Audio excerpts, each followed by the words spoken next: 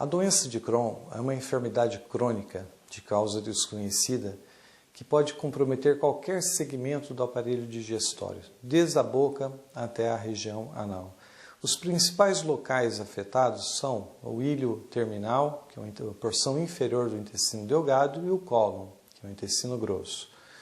A doença pode evoluir com crises agudas, crises de atividades da doença, alternadas com fases de remissão, isto é, fases que o paciente não sente absolutamente nada ou com poucos sintomas. A doença foi descrita e conhecida mundialmente a partir de 1932, através de um trabalho científico apresentado por 3 médicos de Nova York, que trabalhavam no Hospital Monte Sinai: Crohn, Ginsburg e Oppenheimer. Porém, existem relatos de uma doença muito parecida, com as mesmas características da doença de Crohn, já na Grécia Antiga e Alexandria. A incidência da doença é igual, tanto no homem quanto na mulher. Existe uma predominância no jovem, com seu pico de incidência entre 15 a 30 anos de idade. A incidência da doença de Crohn ela é maior em regiões de alto poder socioeconômico, como Norte Europeu, Estados Unidos, Canadá. No Brasil, existe uma incidência maior na região sudeste nos últimos anos. Embora tenham ocorrido inúmeros avanços em relação à doença de Crohn, a causa ainda continua desconhecida. Sabemos que existe uma predisposição genética do indivíduo associado a algum fator ambiental ou infeccioso. A doença de Crohn apresenta várias manifestações clínicas determinadas por vários fatores, como a localização e a extensão da doença, grau de atividade da doença, associação com manifestações extraintestinais ou complicações, além das comorbidades, como diabetes mellitus, hipertensão, cardiopatias, entre outras. Os principais sintomas da doença de Crohn: dor abdominal em cerca de 70 a 80% dos casos, a diarreia entre 70% a 75% dos casos e o emagrecimento, além do mal-estar geral, de episódios de febre, perda de apetite, entre outras.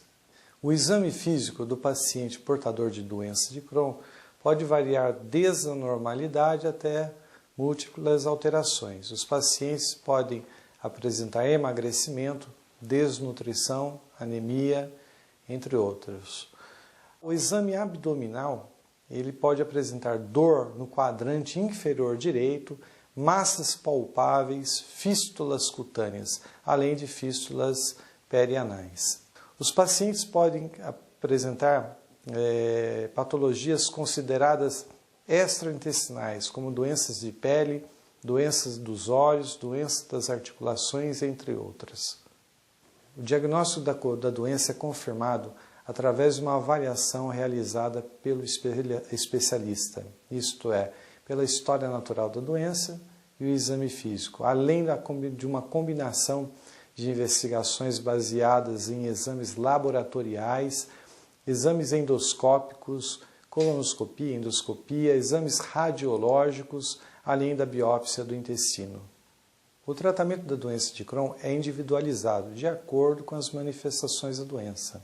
Na grande maioria dos casos, o tratamento é medicamentoso e tem o objetivo de diminuir os sintomas na fase aguda e fazer o controle na fase de remissão.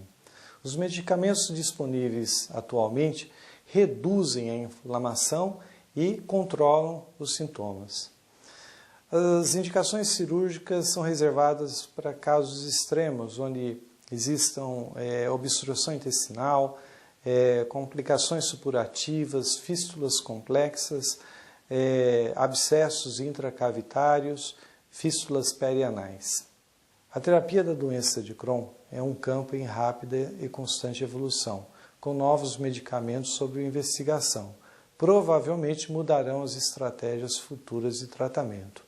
Portanto, consultas periódicas, controle de exames, O uso de medicamentos prescritos são medidas que certamente prolongarão os períodos de remissão e controle da doença. Eu sou Wilton Schmidt Cardoso, médico coloproctologista, responsável pelo ambulatório de coloproctologia do Complexo Hospitalar Padre Bento de Guarulhos e coordenador do GAMED.